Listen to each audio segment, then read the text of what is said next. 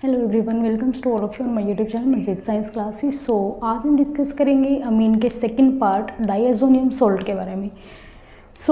जो डाईएज़ोनियम सोल्ट है इसके बारे में बताने वाले जो फर्स्ट साइंटिस्ट थे जिन्होंने हमें बताया था कि डाईएज़ोनियम टाइप के भी कोई सोल्ट होते हैं, वो थे हमारे जॉन पीटर, जिन्होंने 1858 के अंदर डाईएज़ोनियम सोल्ट के बारे में इंफॉर्मेशन दी थी। क्लियर। सो नेम क्लियर करते हैं पहले हम कि जो डाईएज़ोनियम सोल्ट है ये क्या होता है। डाई मीन्स टू, यहाँ पे जो डाई वर्ड यूज़ किया हमने, डाई का मतलब होता है टू, एज़ोनियम N2 पॉजिटिव, इसके अंदर दो नाइट्रोजन होते हैं, मीन्स नाइट्रोजन आयन। यहाँ पे जो नाइट्रोजन है कि दोनों नाइट्रोजन कंबाइन होते हैं और ये होता है हमारा डाईएज़ोनियम। जब हम इनके साथ कोई भी नेगेटिव ग्रुप को जोड़ देते हैं, मींस लाइक जो हमारे पास हैलोजेंस है या फिर BF4 नेगेटिव है या फिर HSO4 नेगेटिव है, इनको जब हम जोड़ देंगे तो हमारे पास बन जाएगा डाईएज़ोनियम सोल्ट। तब इस कंप्लीट को हम बोलेंगे डाईएज़ोनियम सोल्ट। क्लियर। सो इसके बारे में हमने यहाँ पे डिस्कस करना है। सो अगर हम बात करें कि जो जनरल फॉर्मूला है वो क्या होता है, तो ये हमारा हो जाएगा ArN2 पॉजिटिव X नेगेटिव, जहाँ पे जो AR है वो है हमारा कोई भी एरोमेटिक कंपाउंड। मैंने यहाँ पे AR ही क्यों राइट किया, लाइक अगर हम इसको ऐसे लिखते RN2 पॉजिटिव X नेगेटिव तो ये भी तो हमारा डाईएज़ोनियम सोल्ट हो सकता था, बट जो R है यहाँ पे ये R रिप्रेजेंट करता है एलिफेटिक एंड एरोमेटिक दोनों टाइप के कंपाउंड्स को, और जो हमारे एलिफेटिक डाईएज़ोनियम सोल्ट हैं वो अनस्टेबल होते हैं, वो एग्जिस्ट नहीं करते, वो जल्दी डिसोशिएट होकर हमें अल्कोहल की फॉर्मेशन दे देते हैं। क्लियर। सो इस वजह से हम ओनली एरोमेटिक R जो हमारे पास है ये एरोमेटिक कंपाउंड्स को ही कंसिडर करते हैं, ये ज़्यादा स्टेबल होते हैं। क्लियर। सो इसलिए मैंने यहाँ पे AR राइट किया है। नेक्स्ट जनरल फॉर्मूला हमने देख लिया है, डाईएज़ोनियम सोल्ट क्या होते हैं वो हमने डिस्कस कर लिया है। देन हम बात करते हैं नोमेनक्लेचर की, नोमेनक्लेचर ऑफ डाईएज़ोनियम सोल्ट। अब जैसे इनका नाम है ना उसके अकॉर्डिंग ही इनका नोमेनक्लेचर किया जाता है। लाइक अगर हम सबसे फर्स्ट एग्जांपल लें, ये हमारे पास N2 पॉजिटिव Cl नेगेटिव, ये फर्स्ट सॉल्ट हम कंसीडर करते हैं।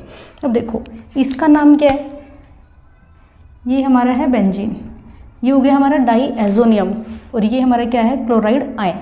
क्लियर। तो इसी के अकॉर्डिंग नाम लिख देंगे benzene diazonium chloride, benzene diazonium chloride. Clear. इस तरीके से हम इनकी नेमिंग करेंगे। 3-4 कंपाउंड्स को और डिस्कस करते हैं, आपको अच्छे से क्लियर हो जाएगा। सो ये हमने कुछ एग्जांपल लिए हैं डाईएज़ोनियम सोल्ट के। सो देखते हैं अब इनका नोमेनक्लेचर हम कैसे करेंगे। सो फर्स्ट हमारे पास है, अब यहाँ से देखो ये हमारे पास क्या है बेंजीन, और बेंजीन के साथ क्या लगा हुआ है क्लोरो ग्रुप। अब यहाँ पर फंक्शनल ग्रुप कौन सा है हमारा डाईएज़ोनियम सोल्ट। अब डाईएज़ोनियम सोल्ट की कंपैरिजन में जो ये वाली कार्बन है ये होगी हमारी ortho. So ortho chloro, ortho chloro. अब ये क्या है benzene, ortho chloro benzene. Then अब नाइट्रोजन, दो नाइट्रोजन है तो क्या आएगा डाईएज़ोनियम, Cl है तो chloride, diazonium chloride. Clear. Then second, अब यहाँ पे देखो ये हमारा वही सेम बेंजीन कंपैरिजन में ये हमारी पोजीशन हो जाएगी मेटा, ऑर्थो मेटा पैरा। सो मेटा पोजीशन पे क्या लगा हुआ है OH ग्रुप। OH ग्रुप जब हम एज अ सफिक्स यूज़ करते हैं, OH एज अ सफिक्स होगा तो हम क्या लगाते हैं ओल, क्योंकि ये हमारा अल्कोहलिक ग्रुप होता है। बट जब हम एज अ प्रफिक्स यूज़ करेंगे, प्रफिक्स के टाइम पे OH के लिए हम क्या वर्ड यूज़ करते हैं हाइड्रोक्सी। तो मेटा हाइड्रोक्सी। अब बेंजीन के लिए क्या आएगा बेंजीन देन ये वाला ग्रुप क्या हो जाएगा, di azonium chloride, di azonium chloride. Clear. Next third, अब वही सेम चीज़, ये हमारा बेंजीन और जो हमारा फंक्शनल ग्रुप है उसकी कंपैरिजन में ये हमारे पास हो जाएगी पैरा पोजीशन। सो पैरा पोजीशन पे जुड़ा हुआ है CH3। CH3 क्या होता है, हमारा मिथाइल ग्रुप होता है। वैसे तो अगर हम लिखना चाहें तो पैरा मिथाइल भी लिख सकते हैं, अदरवाइज अब यहाँ पे हम क्या लिख सकते हैं, हमारे पास ये क्या है, टोलीन है। देखो अगर हम इसको एज इट इज़ इसको लिखते हैं बेंजीन, बेंजीन के ऊपर है CH3 ग्रुप, तो ये हो गया हमारा टोलीन। क्लियर। इसको हम ऐसे भी तो लिख सकते हैं ना, मिथाइल बेंजीन, मिथाइल बेंजीन, या फिर सीधा बोल सकते हैं टोलीन। तो वही सेम चीज़ हम यहाँ पे भी कर सकते हैं, या तो हम लिख सकते हैं पैरा मिथाइल बेंजीन फिर देन सोल्ट का नेम, या फिर हम क्या कर सकते हैं, टोलीन, टोलीन देन टोलीन कौन सी पोजीशन पे है, मतलब जो CH3 ग्रुप है वो अपनी कौन सी पोजीशन पे है, पैरा पे। सो पैरा हम मेंशन कर देंगे। Clear. Para टोलीन nitrogen N2 positive के लिए क्या लिखेंगे, डाई एजोनियम, और पीछे हमारा Cl होता था तो हम लिखते थे क्लोराइड। अब हमारे पास क्या है, हाइड्रोजन सल्फेट, तो di azonium hydrogen sulphate. Clear. Then next हमारे पास है वही सेम चीज़ फंक्शनल ग्रुप के कंपैरिजन में, ये हो जाएगी हमारी पैरा पोजीशन, और पैरा पोजीशन पे क्या लगा हुआ है, नाइट्रो, पैरा नाइट्रो, ये क्या हो जाएगा, benzene, nitro benzene.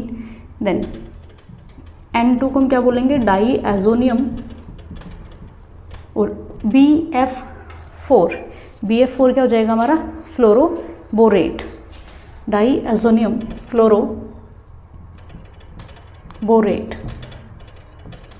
Clear. Fluoroborate.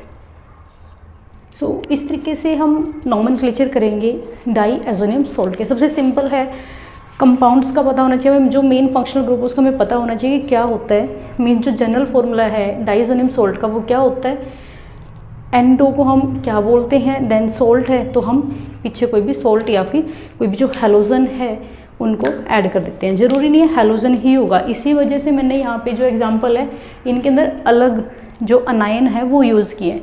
Means die azo के साथ, एजोनियम आयन के साथ हमने कोई भी अनायन को लेना है। क्लियर। सो यहाँ पे हमने हाइड्रोजन सल्फेट यूज़ किया, यहाँ पे हमने फ्लोरोबोरेट यूज़ किया, यहाँ पे हमारा क्लोराइड आयन था दोनों के अंदर। क्लियर। सो ये हो जाएगी नॉमेनक्लेचर डाई एजोनियम सोल्ट की। नेक्स्ट हम डिस्कस करेंगे method of preparation of diazonium salt. Diazonium salt को हम कैसे प्रिपेयर कर सकते हैं, हम डाइएजोनियम सोल्ट को कैसे बना सकते हैं। सो इसके अंदर मेन हमारे पास एक ही रिएक्शन है, विद द हेल्प ऑफ अमीन हम प्रिपेयर कर सकते हैं डाइएजोनियम सोल्ट को। सो देखते हैं कैसे होगा। Benzene diazonium chloride is prepared by treating an ice cold solution of aniline. Means हमने एनिलीन लेना है। अगर हम जनरल रिएक्शन लिखें, हमने एनिलीन लेना है ArNH2 और इसकी रिएक्शन करवानी है एनिलीन इन हाइड्रोक्लोरिक एसिड मीन्स HCl के प्रेजेंस में with an ice cold solution of NaNO2। NaNO2 होता है हमारा सोडियम नाइट्राइट। सो HCl प्लस NaNO2 ये हमारा हो गया हाइड्रोक्लोरिक एसिड और ये है हमारा सोडियम नाइट्राइट। इनके प्रेजेंस में रिएक्शन करवानी है at about 0 degree Celsius, 0 degree Celsius पर, या फिर 273 टू 278 केल्विन पर हमने ये रिएक्शन करवानी है। और देन हमारे पास क्या मिलेगा, बेंजीन डाइएजोनियम सोल्ट। मीन्स हमारे पास डाइएजोनियम सोल्ट की फॉर्मेशन हो जाएगी। अब जो भी चीज़ें होती हैं एक्स्ट्रा रिएक्शन के अंदर वो निकाल देते हैं। यहाँ पे हो जाएगा NaCl प्लस वाटर, ये हमारे बाई प्रोडक्ट है। सोडियम क्लोराइड,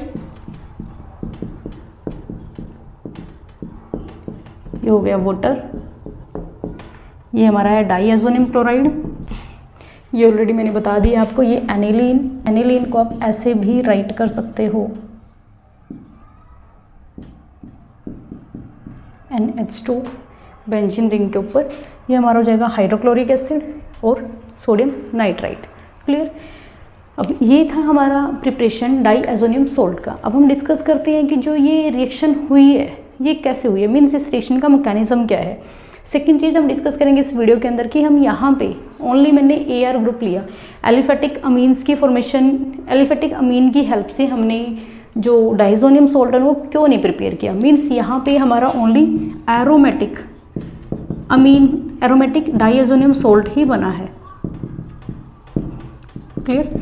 एलिफेटिक नहीं बना, वो क्यों नहीं बना।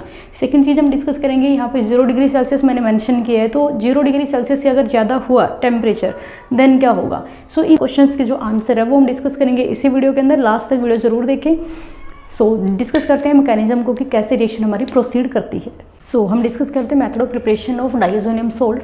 ये रिएक्शन हमने डिस्कस की थी अभी कि जब हम एनिलीन की रिएक्शन करवाएंगे सोडियम नाइट्राइट के साथ और HCl के साथ at 0 degree Celsius, then we get diazonium chloride, NaCl and water हमारे बाई प्रोडक्ट रहेंगे। इस रिएक्शन को हम बोलते हैं डाईएजोटाइजेशन। डाईएजोटाइजेशन कई बार एग्जाम के अंदर direct method of preparation of diazonium salt ना पूछकर डाईएजोटाइजेशन रिएक्शन नाम से पूछ ली जाती है। सो मैकेनिज्म क्या रहेगा, देखो यहाँ पे हमने लिया है NaNO2 प्लस HCl। जब NaNO2 रिएक्ट करता है HCl के साथ तो यहाँ से हमारे पास HONO की फॉर्मेशन होती है, नाइट्रस एसिड की फॉर्मेशन होती है। क्लियर। और जो NaCl है वो बाहर निकल जाता है। अब जो ये HONO है ये इन सीटू प्रिपरेशन की जाती है बेटा, जैसे मतलब ऐसा नहीं होता कि हम पहले इसको प्रिपेयर करें देन इसको डाल लें, ये अनस्टेबल होते हैं तो डायरेक्ट डिकम्पोज जाते हैं। सो इस इनको डायरेक्ट ही साथ में रिएक्ट करवाया जाता है। तो यहाँ पे जो हमने HONO लिया हुआ है HONO, ये हमारे पास है। अब इस ऑक्सीजन के पास लोन पेयर ऑफ इलेक्ट्रॉन है। अब ये क्या करेगा, हमने क्या लिया है HCl लिया है, HCl मीन्स एसिडिक मीडियम लिया है। HCl के पास क्या होते हैं H पॉजिटिव आयन। तो जो हमारे पास ऑक्सीजन है ये क्या करेगा, इन H पॉजिटिव आयन को अपनी साइड अट्रैक्ट करेगा, क्योंकि इसके पास फ्री इलेक्ट्रॉन है, इसके पास इलेक्ट्रॉन नहीं है। तो यहाँ से क्या बनेगा, हमारे पास ऑक्सीजन के ऊपर पॉजिटिव चार्ज आ जाएगा, ये बाकी एज इट इज़। क्लियर। अब यहाँ से जो नाइट्रोजन है, अब ऑक्सीजन और नाइट्रोजन दो है, देखो यहाँ पे ऑक्सीजन भी इलेक्ट्रोनेगेटिव एलिमेंट है, नाइट्रोजन भी, बट ज़्यादा इलेक्ट्रोनेगेटिव कौन है, ऑक्सीजन। सो ऑक्सीजन क्या करेगा, इलेक्ट्रॉन को अपनी साइड अट्रैक्ट करेगा और यहाँ से वाटर मॉलिक्यूल बाहर निकल जाएगा और हमारे पास बनेगा नाइट्रोसोनियम आयन। अब जो ये नाइट्रोसोनियम आयन है ये रिएक्ट करता है अमीन के साथ। अब हमारे पास था यहाँ पे अमीन, और अमीन के पास क्या होते हैं, अमीन के अंदर जो नाइट्रोजन है उसके पास क्या होता है, लोन पेयर ऑफ इलेक्ट्रॉन होते हैं। यहाँ पे हमारे पास है नाइट्रोसोनियम आयन जिसके ऊपर पॉजिटिव चार्ज है। तो जो ये नाइट्रोजन के लोन पेयर हैं ये अटैक करेंगे इस नाइट्रोसोनियम आयन के ऊपर, और जो डेरिवेटिव है N नाइट्रोसोनियम डेरिवेटिव की फॉर्मेशन करेंगे। सो यहाँ से क्या बनेगा हमारे पास ARH as it is. Nitrogen ने अपने लोन पेयर डोनेट किए हैं नाइट्रोसोनियम आयन को। सो यहाँ पे इसका पॉजिटिव चार्ज रिमूव हो जाएगा क्योंकि इसको इलेक्ट्रॉन मिल गया। पॉजिटिव चार्ज किसके ऊपर आएगा, नाइट्रोजन के ऊपर। ये कौन से वाला नाइट्रोजन है, जो हमारा वाला नाइट्रोजन है जो एरोमेटिक ग्रुप के साथ जुड़ा हुआ था। तो ये हमारे पास बन गया N नाइट्रोसो डेरिवेटिव। अब देखो यहाँ से हाइड्रोजन इस नाइट्रोजन को स्टेबल करने के लिए अपने इलेक्ट्रॉन को लॉस करके बाहर निकल जाएगा, मीन्स यहाँ से H पॉजिटिव बाहर निकला। अब हमारे पास बना ARNH, पॉजिटिव चार्ज रिमूव हो जाएगा, देन NO। अब इस ऑक्सीजन के पास भी लोन पेयर ऑफ इलेक्ट्रॉन है। क्लियर। इसने देखो कितने बॉन्ड बनाए हुए हैं,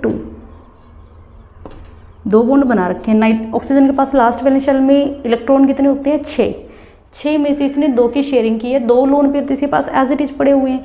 तो ये क्या करेगा, इस हाइड्रोजन को अपनी साइड अट्रैक्ट करेगा, और जब ये अपनी साइड अट्रैक्ट करेगा तो यहाँ से हमारे पास बनेगा ARNHNOH।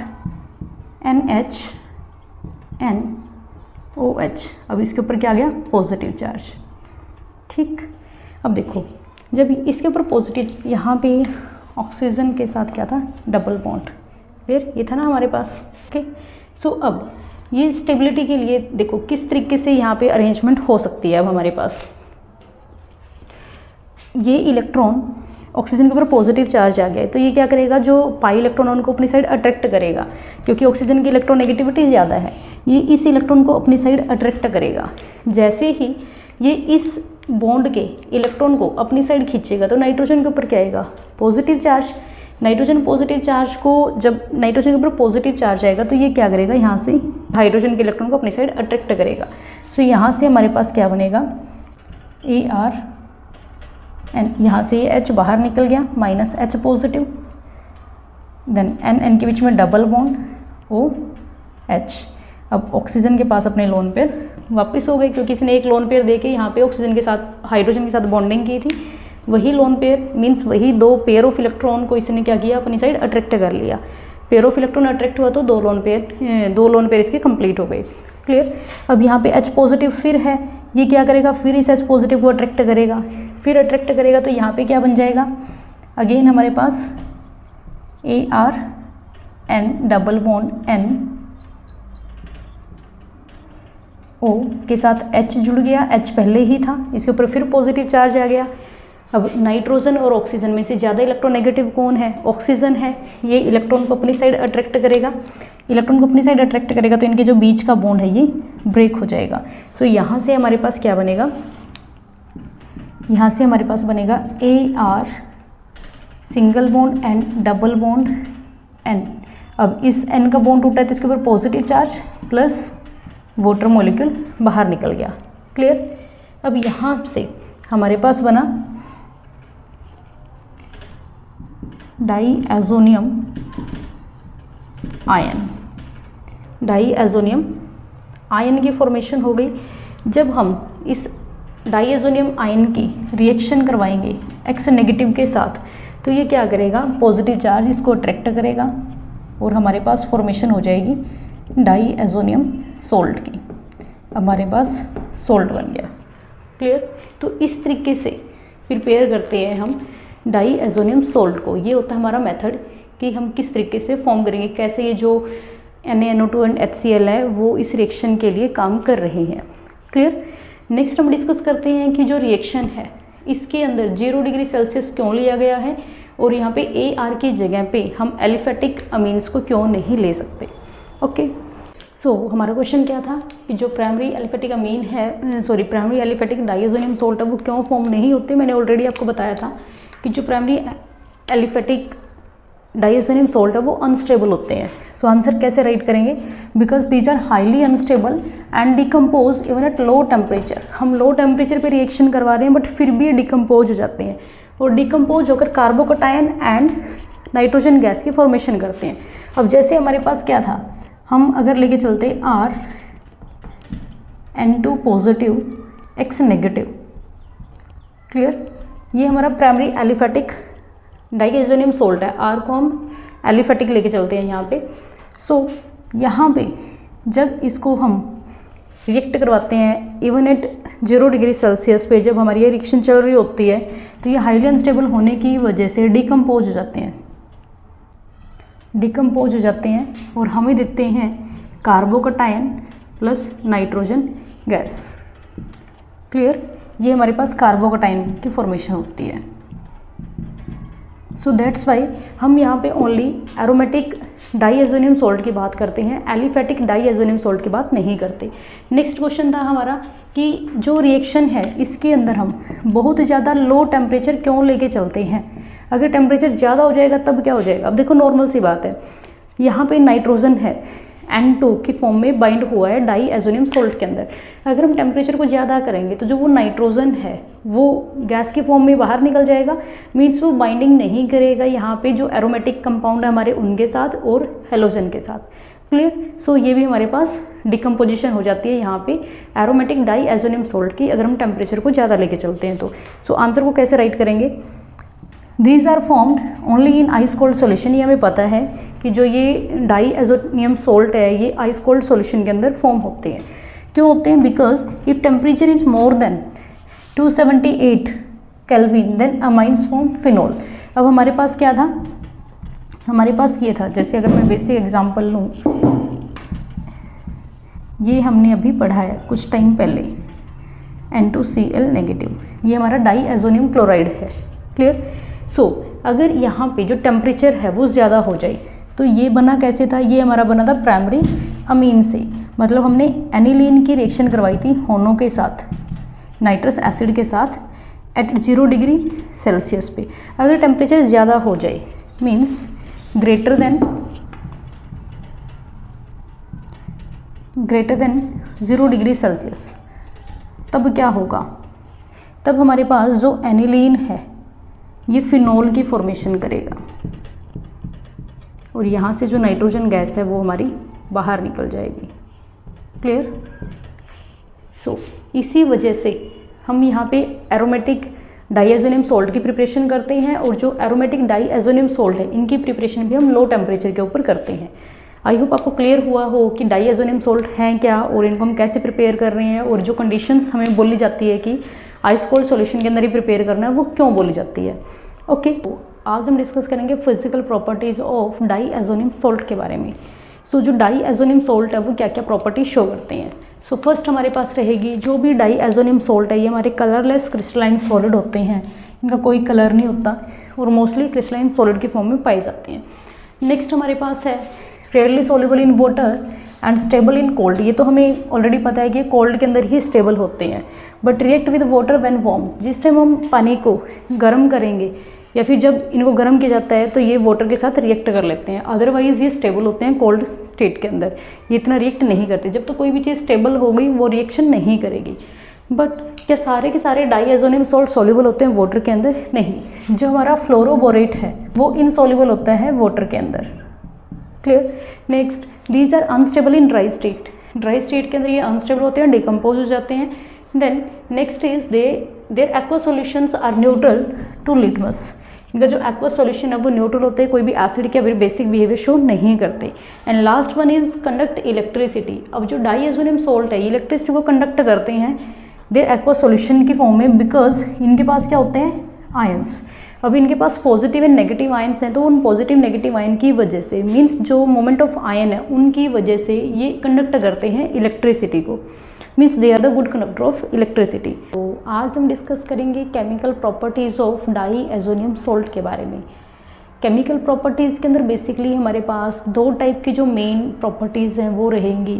फर्स्ट, जिसके अंदर हम डाईएज़ोनियम जो ग्रुप है, मीन्स जो डाईएज़ो N2 ग्रुप है उसको रिमूव करवाएंगे, एंड सेकेंड जिसके अंदर हमारा जो N2 ग्रुप है वो रिटेन करेगा।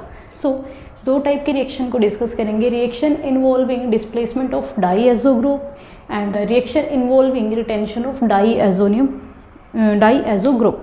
एक के अंदर रिटेन करेगा मीन्स फिक्स रहेगा, और एक के अंदर डिस्प्लेस हो जाएगा। क्या डिस्प्लेस होगा, N2 ग्रुप। क्लियर। जो हमारा N2 पॉजिटिव है उसकी हम डिस्प्लेसमेंट करेंगे। सो डिस्प्लेसमेंट के अंदर बेसिकली हमारे पास 6-7 के आसपास रिएक्शंस हैं, जिनको हम एक फ्लो चार्ट के थ्रू समझते हैं कि कैसे कौन सा ग्रुप आएगा और नाइट्रोजन को डिस्प्लेस करेगा। क्लियर। सो देखते हैं कैसे होगी हमारी डिस्प्लेसमेंट रिएक्शन जो डिस्प्लेस करेगी डाईएज़ोनियम ग्रुप को। करेंगे displacement of diazo group, means जो N2 ग्रुप है वो डिस्प्लेस होगा। सो हमारे पास नियरली 7-8 के आसपास रिएक्शन है। सो डिस्कस करते हैं one by one. First, displacement by hydroxy group, means OH group के साथ कैसे डिस्प्लेसमेंट होगी। सो व्हेन डाईएज़ोनियम सॉल्ट, ये डाईएज़ोनियम सॉल्ट है हमारे पास, लाइक अगर हम कंप्लीट नाम की बात करें तो बेंजीन डाइज़ोनियम क्लोराइड है।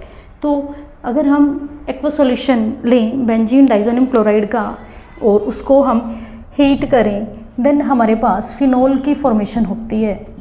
फिनोल की फॉर्मेशन होती है मीन्स जो ये ग्रुप है इसको OH ग्रुप के द्वारा रिप्लेस किया जाता है, और यहाँ से जो नाइट्रोजन है वो बाहर निकल जाती है। नाइट्रोजन किसकी फॉर्म में बाहर निकलेगी, गैस के फॉर्म में बाहर निकलेगी, और यहाँ से HCl बाहर निकल जाता है। क्लियर। देन नेक्स्ट अगर हम बात करें बाई हाइड्रोजन या फिर इस रिएक्शन को हम बोल सकते हैं डी अमाइनेशन रिएक्शन। अब इस रिएक्शन के अंदर हमारे पास बेसिकली दो रिएक्शन आती है।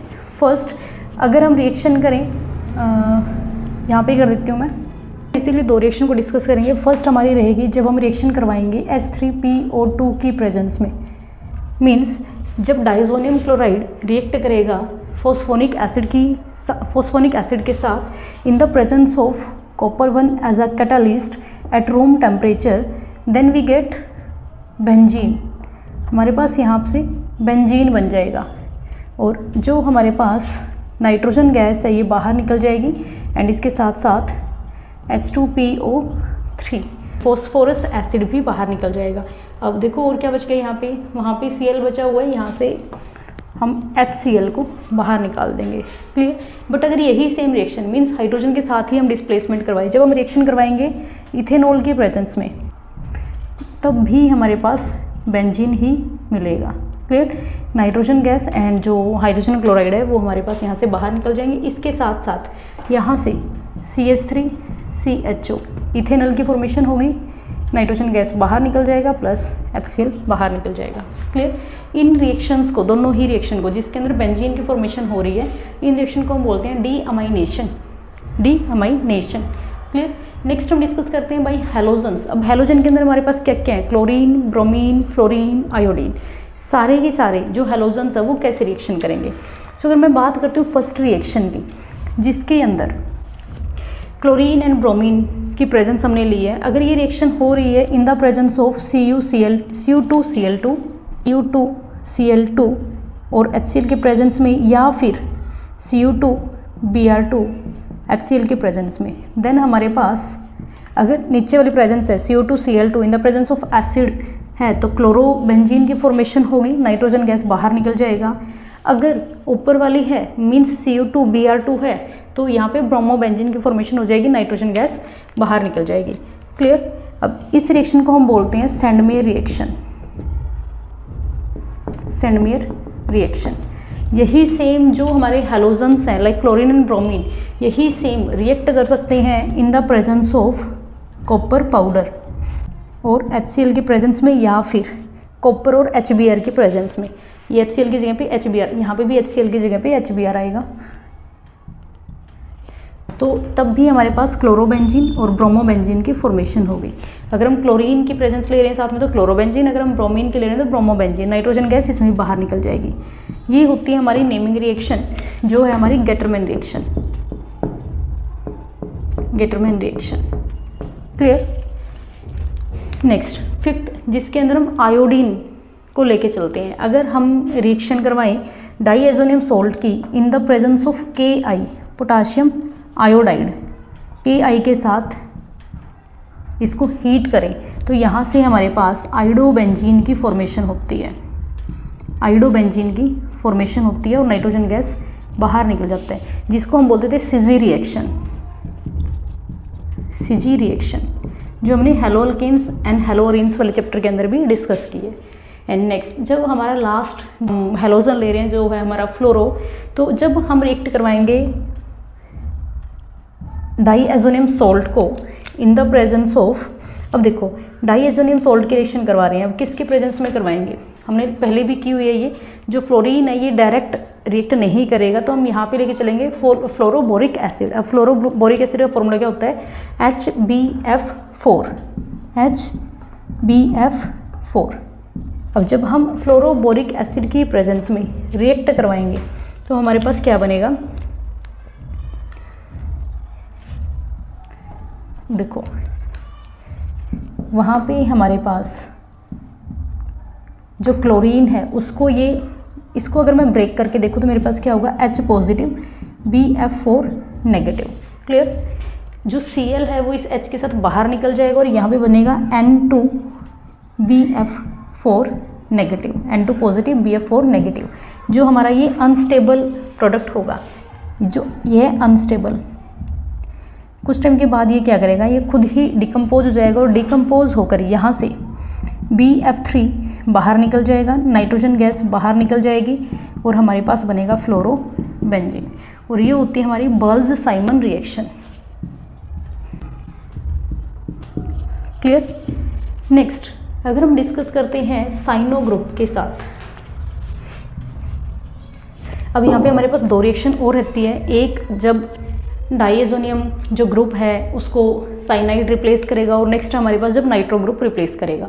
सो एक बार आपको अगर इनको नोट करना है तो आप इनको नोट कर ले, देन हम रब करके वो दोनों रिएक्शंस को यहाँ पे करेंगे। Okay, so next 7th reaction है हमारी जब डिस्प्लेसमेंट हो गई नाइट्रोजन की बाय यूजिंग साइनाइड ग्रुप। सो अगर हम रिएक्शन करवाते हैं बेंजीन डाइजोनियम क्लोराइड की इन the presence of copper cyanide, CuCN की प्रेजेंस में कॉपर साइनाइड की रिएक्शन करवाएंगे इन the presence of potassium cyanide KCN की प्रेजेंस में। सो जब ये रिएक्शन हो गई देन हमारे पास साइनो बेंजीन की फॉर्मेशन होगी और यहाँ से जो नाइट्रोजन गैस है वो बाहर निकल जाएगी। साइनो बेंजीन की फॉर्मेशन होगी। फर्दर अगर हम साइनो बेंजीन की हाइड्रोलिसिस करवाएं, मींस वाटर के साथ रिएक्शन करवाएं, तो यहाँ से हमारे पास बेंजोइक एसिड की फॉर्मेशन होगी। अब देखो यहाँ पे जो CN है ये नाइट्राइल्स की फॉर्मेशन हुई है, C∼N है ये, और जब हम नाइट्राइल्स की हाइड्रोलिसिस करवाते हैं तो यहाँ से हमें बेंजोइक एसिड की फॉर्मेशन मिलती है। बेंजोइक एसिड हमें मिलता है और नाइट्रोजन गैस बाहर निकल जाती है।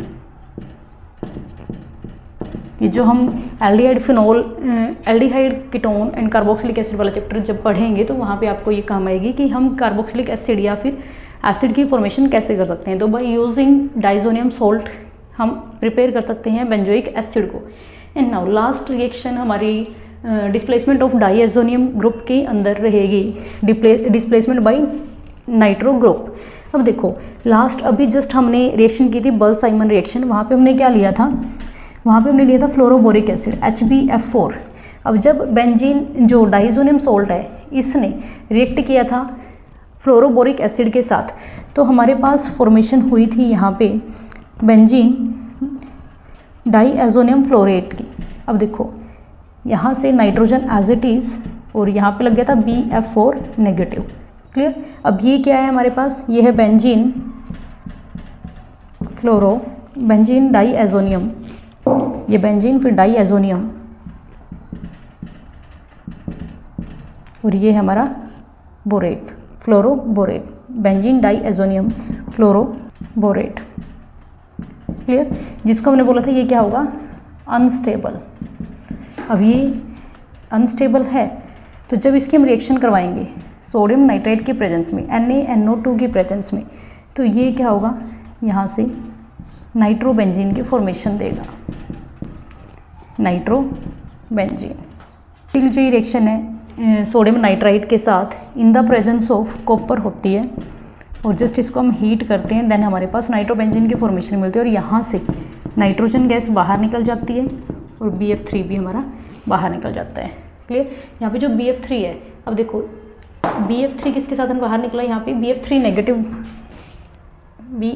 BF4 क्योंकि यहाँ पे तो फ्लोरो लगा ही नहीं ना, BF4 नेगेटिव बाहर निकलेगा जो Na के साथ मिलकर यहाँ से NaBF4 की फॉर्मेशन करेगा। क्लियर।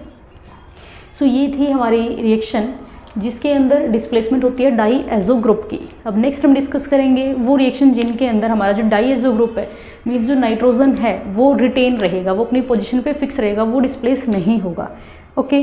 अब हम डिस्कस करेंगे second chemical properties of diazonium salt के बारे में, जो हमारी रहेगी रिटेंशन ऑफ एजो ग्रुप।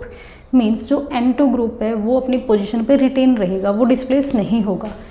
सो जो रिटेंशन ऑफ डाइएजो ग्रुप है इसके अंदर बेसिकली हमारी कपलिंग रिएक्शन आती है। अब कपलिंग रिएक्शन क्या है वो देखते हैं। The benzene diazonium salt react with highly reactive aromatic compound. Highly reactive means वो कंपाउंड जिनके पास इलेक्ट्रॉन होते हैं। Highly reactive means electron rich aromatic compound. Aromatic compound basically हमारे पास होंगे phenol and aniline, phenol and aniline and form azo compound. और azo compound के formation करेंगे। Azo compound means nitrogen nitrogen double bond and साथ में हमारे पास होगी aromatic ring. Clear. And this reaction is known as coupling reaction. ये reaction होगी हमारी कपलिंग रिएक्शन। सो हमने क्या लिया, हमने डाइएजोनियम सॉल्ट लिया। ये हमारा क्या है, डाइएजोनियम सॉल्ट। डाइएजोनियम सॉल्ट की जब हम रिएक्शन करवाते हैं फिनोल के साथ बेसिक मीडियम के अंदर एट 0 डिग्री सेल्सियस टेम्परेचर पे। सो देखो जो फिनोल है, फिनोल के पास हाइड्रोजन है पैरा पोजीशन के ऊपर, यहाँ पे भी हाइड्रोजन है पैरा पोजीशन के ऊपर। जो ये हाइड्रोजन है वो इस Cl के साथ कंबाइन करके बाहर निकल जाएगा और हमारे पास क्या बनेगा, अब यहाँ से nitrogen as it is, second वाला nitrogen as it is, nitrogen और बॉन्ड किसके साथ बना, अब यहाँ से हाइड्रोजन जिस पोजीशन से हाइड्रोजन गई है, रिमूव हुआ है, उसी पोजीशन के साथ अटैच होगी हमारी नाइट्रोजन। सो हमारे पास बन जाएगा ये। अब देखो इसकी रिस्पेक्ट में ये पोजीशन कौन सी है हमारी, पैरा, तो हमारा इसका नाम क्या होगा, ये वैसे क्या है, ये एजो कंपाउंड है। देखो benzene ring Ar, N double bond N, then फिर हमारे पास एरोमेटिक कंपाउंड, तो ये कैसे कंपाउंड है, एजो कंपाउंड्स, जिसका नाम क्या है, पैरा हाइड्रोक्सी एजो। अब एजो के बाद ये क्या है, यहाँ पे हमारे पास benzene, azo benzene. Next same यही चीज़ रहेगी, हाइड्रोजन रिमूव होगा Cl के साथ और यहाँ से हमारे पास फॉर्मेशन होगी पैरा एमिनो एजो बेंजीन की, N डबल बॉन्ड N, यहाँ पे लग जाएगा हमारा NH2। क्लियर, तो यहाँ पे पैरा पोजीशन पे अमीनो ग्रुप है, पैरा अमीनो, और ये क्या है हमारा एजो बेंजीन। क्लियर, अब ये दोनों के दोनों क्या है हमारे पास, डाई होती हैं। जो एजो कंपाउंड्स हैं हमारे पास ये कलर्ड कंपाउंड होते हैं, कलर्ड कंपाउंड्स की फॉर्मेशन होती है। और कलर्ड कंपाउंड की फॉर्मेशन क्या होती है, due to highly extended conjugate system involving double bond between the aromatic ring. Aromatic ring के अंदर जो एजोनियम जो ग्रुप है, मीन्स जो एजो ग्रुप है N डबल बॉन्ड N है, नाइट्रोजन ने क्या किया हुआ है, डबल बॉन्ड के साथ इन एरोमेटिक कंपाउंड्स को कंबाइन किया हुआ है। इसी की वजह से, मीन्स इनके जो एक्सटेंडेड कॉन्जुगेट सिस्टम की वजह से जो हमारे पास कंपाउंड्स बनते हैं वो कलर्ड कंपाउंड की फॉर्मेशन करते हैं। बेसिकली हमारे पास ये दोनों की दोनों क्या है, डाई है, ये दोनों डाइज बनती है। अब एक डाई ये है, एक डाई ये है। ये जो डाई है हमारी ये होती है ऑरेंज कलर की, ऑरेंज कलर, और ये होती है हमारी येलो कलर। अब बेसिकली हमने याद करना है ऑरेंज कलर और येलो कलर को। आपको याद कैसे करना है, यहाँ पे OH ग्रुप लगा हुआ है, OH ग्रुप पहला जो O है उससे हम बनाएंगे ऑरेंज। ऑरेंज का जो पहला लेटर वो क्या होता है, O से ऑरेंज, और सेकंड वाली हमें ऑटोमेटिकली याद रहेगी। ऑरेंज के अलावा जो दूसरी है वो हमारी येलो डाई है, क्योंकि दो ही डाई की प्रिपरेशन करते हैं हम 12th क्लास के अंदर, बोर्ड के अंदर इन्हीं दो डाई में से डाई पूछी जाती है। क्लियर, सो ये थी हमारी कपलिंग रिएक्शन। कपलिंग रिएक्शन क्या होती है, बेंजीन डाइजोनियम सोल्ट जब रिएक्ट करता है हाईली इलेक्ट्रोनेगेटिव कंपाउंड्स के साथ, एरोमेटिक कंपाउंड्स के साथ, सो वहाँ से जो एजो कंपाउंड्स की फॉर्मेशन होती है, जिस रिएक्शन के थ्रू ये हो रहा होता है उस रिएक्शन को हम बोलते हैं कपलिंग रिएक्शन। दो रिएक्शन को इन्वॉल्व करेंगे, एक के अंदर हम फिनॉल को लेके चलेंगे बेसिक मीडियम के अंदर, और दूसरे के अंदर हम एनिलीन को लेके चलेंगे एसिडिक मीडियम के अंदर। टेम्परेचर हमारा वही रहेगा 0 डिग्री सेल्सियस। क्लियर, बिकॉज जो डाइजोनियम सोल्ट है ये हमारे 0 डिग्री सेल्सियस पर ही स्टेबल होते हैं, अदरवाइज ये अनस्टेबल हो जाएंगे, डिकम्पोज हो जाएंगे, जो हम लास्ट वीडियो के अंदर डिस्कस कर चुके हैं। क्लियर, नेक्स्ट यहाँ से पूछा जा सकता है कि जो ये रिएक्शन है किस टाइप की रिएक्शन होती है, किस टाइप के मैकेनिज्म को फॉलो करती है। ये हमारी होती है electrophilic substitution reaction, electrophilic substitution reaction. यहाँ पे जो हमारा डाईएजोनियम ग्रुप है नाइट्रोजन, जिसके ऊपर पॉजिटिव चार्ज होता है, वो एज अ इलेक्ट्रोफाइल बिहेव करता है, और जो हमारे पास इलेक्ट्रॉन रिच स्पीसीज आ रही हैं लाइक एनिलीन और फिनॉल जो हैं वो हमारे एज अ न्यूक्लियोफाइल बिहेव करते हैं। सो इस वजह से इस रिएक्शन को बोला जाता है इलेक्ट्रोफिलिक सब्स्टिट्यूशन रिएक्शन। क्लियर, हम डिस्कस करेंगे यूजेस ऑफ डाइएजोनियम सोल्ट के बारे में। मोस्टली हमने जो डाइएजोनियम सोल्ट का पोर्शन है उसके अंदर भी डिस्कस किया है कि जो एजो कंपाउंड्स हैं वो हमें क्या देते हैं, कलर फॉर्मेशन देते हैं। जो डाइएजोनियम सोल्ट हैं उनकी हेल्प से हम एजो डाई की फॉर्मेशन करते हैं, जो हमने लास्ट कपलिंग रिएक्शन वाली जो वीडियोस थी उसके अंदर डिस्कस की है। लाइक हम यहाँ पे ऑरेंज एंड येलो डाई की फॉर्मेशन करते थे। इसके अलावा जो भी कलर कंपाउंड्स हैं, लाइक हेयर के कलर के लिए भी हम डाइजोनियम सोल्ट का यूज़ करते हैं। जो लोग परमानेंट हेयर को कलर करवाते हैं उनके अंदर भी हमारे एजो कंपाउंड्स की फॉर्मेशन होती है। नेक्स्ट हमारा होता है preparation of halogen derivatives. Halogen substituted derivatives के अंदर भी, मीन्स इनकी प्रिपरेशन के लिए भी हम डाइएजोनियम सोल्ट का यूज़ करते हैं।